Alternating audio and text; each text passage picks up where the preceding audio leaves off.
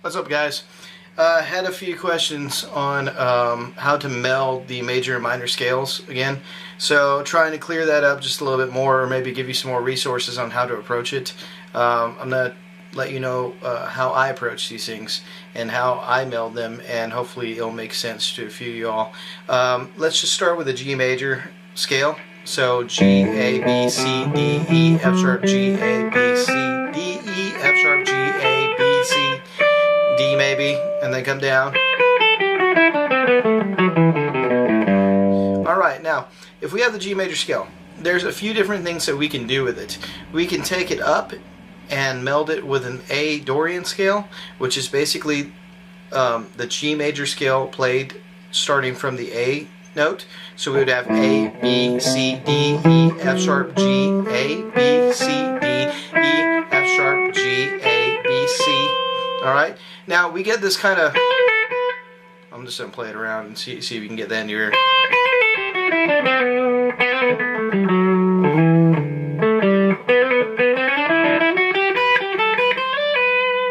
Alright, you get that kind of like minor flair, but we're just playing the G major scale starting on A. Alright, so if I wanted to meld the two, I would just take some of those notes and try to land on key points such as the B to make it a major feel, or maybe do an arpeggio there, and then go back to minor. Alright, so a lot of this melding of the two is going to really be based around how fluidly you can get around the G major and the A Dorian and even the E minor scale, because remember, if we go down a step and a half from G, we end up on E, and we can have that E minor scale as well. So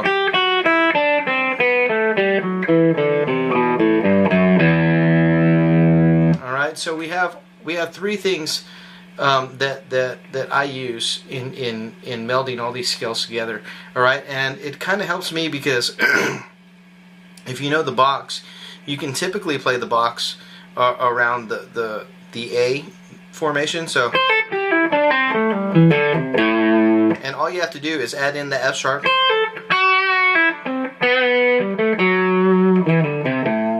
Alright, and you get this kind of, you get that kind of like minor feel. Alright, even though you're just really playing a major scale. Now with the E minor scale, you do the same thing. It's kind of that bluesy.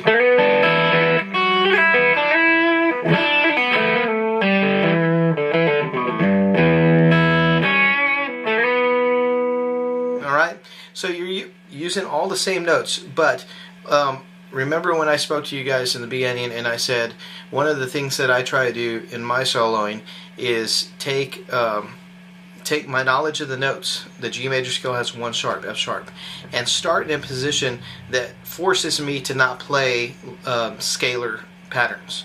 Alright, so if I know that my F sharp is here, and I play this, it sounds scalar. Alright, but if I play an F sharp here,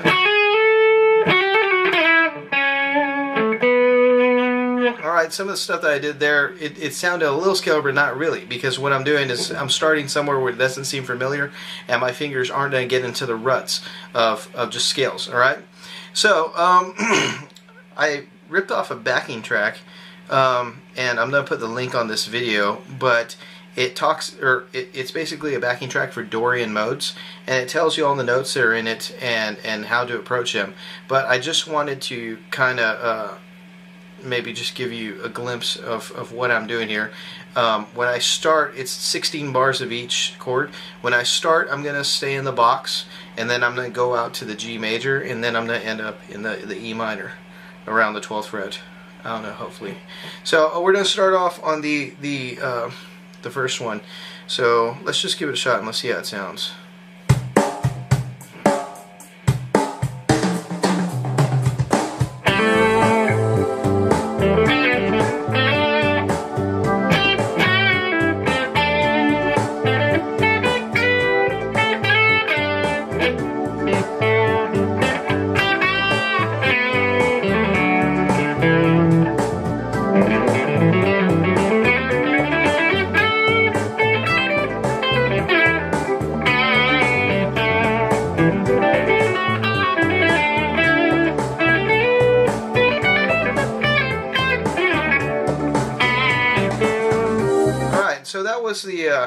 that was the three that we had talked about in the G major scale. Now, you only get 16 bars for this particular video, but I think that's plenty just for you guys to kind of really get an idea of how well you know those scales, because what you're going to be doing is you got 16 bars to make something happen, and it's going to force you to move around the fretboard, or at least you should move around the fretboard and force yourself to be in these positions that don't really make sense, and it will start to open up and open your mind to, wow, I really thought I knew this scale and I really didn't. You heard me, hit a couple wrong notes, and you can see how they affect what's going on. Now, this time I'm going to play it again just one more time, and I'm going to see if I can give you a couple more ideas as far as starting low, ending high, and you can get a better idea of the phrasing that I'm using. Now, I talked to a few of you guys about the phrasing, and phrasing is very important in this kind of melding of the two. All right, you don't hear a lot of straight stuff going. You know what I mean? You hear a lot of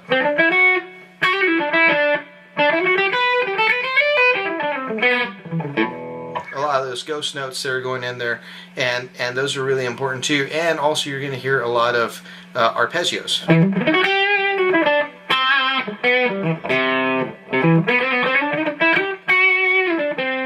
Alright, and those arpeggios are really important, and I'll probably do a lesson right after this on arpeggios, because I don't think that I've gone over it. But a lot of those major 7th arpeggios and minor 7th arpeggios are going to make sense, because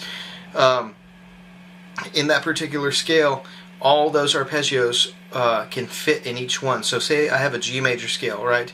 My arpeggio for the C would be C, E, G, B, which would be a major 7th arpeggio. Alright, now if I'm jamming in the, sorry, that's my dog. If I'm jamming in the A minor position, which is we're still in G, but we're in the A minor position, I can still play that C major 7th arpeggio.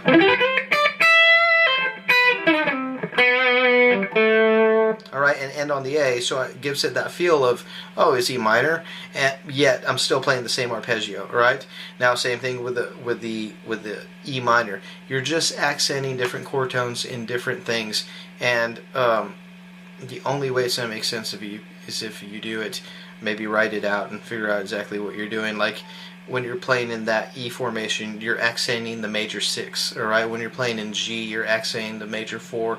When you're in the A, you're accenting the major 3. Alright, so it all depends. It's all about approach and release, and it's crazy, and it's going to be really hard for a long time. So don't be discouraged. Just keep on doing it. But let's try it one more time. Let's see if I can give you guys some more ideas. Here we go.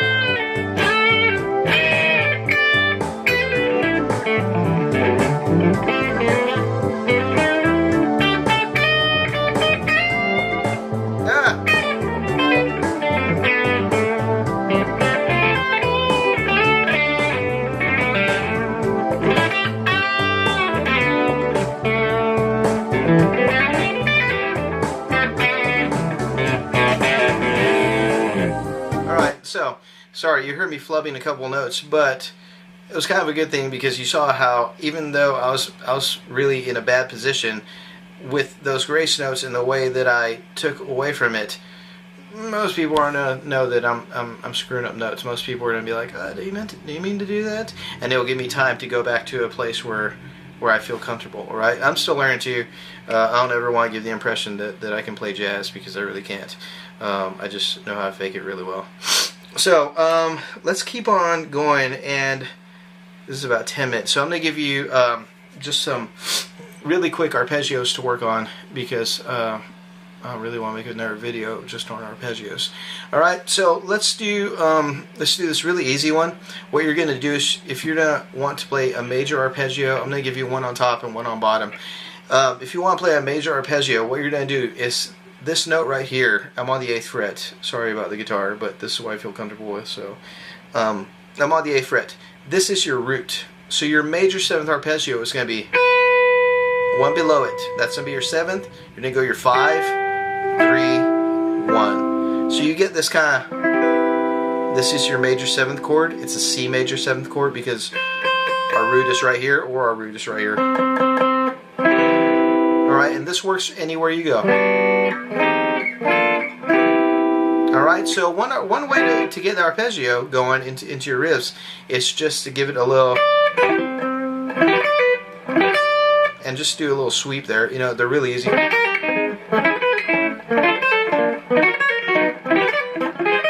You know what I mean? And it sounds kind of jazzy. The other thing you can do is, and just give it, you know, there's 1,000 different things that you can do with this just one formation. Alright, now, like I said, that's generic, as in you can move it all over your fretboard. Just make sure your pinky's on your root note.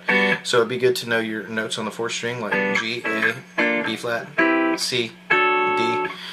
So, or you can approach it from the top, which the note right before the root is your 7th, and you're just going to build that little ladder.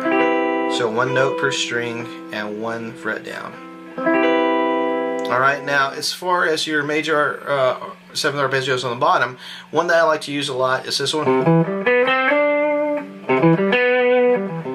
Alright, now I'm on the 3rd fret on the C again to play a C major one. So we got C, we got E, we got G, and we got B. So my C is here on the 3rd fret, my E is here on the 7th fret, G on the 5th fret of the next string, and B on the 4th fret. Now, when I do that, what I try to do is I try to add in, and I try to go up to the, keep on going up. So I end on the 7th, and then I keep on going up to the 9th, which is the D, and then I hit the G, which is the 5th, or I think it's the 13th. 9, 10, 11. That's 11, sharp 11. And then regular 11, sorry. And then I hit the B, and then I go up to the D. So I end up doing this little, alright, which is actually a second inversion G major chord. But when you add those extensions in the context of that arpeggio, what you can do is when you come up here to the D and end on the D and come back down to the B, you can go back down and add in your 7th arpeggio down. So,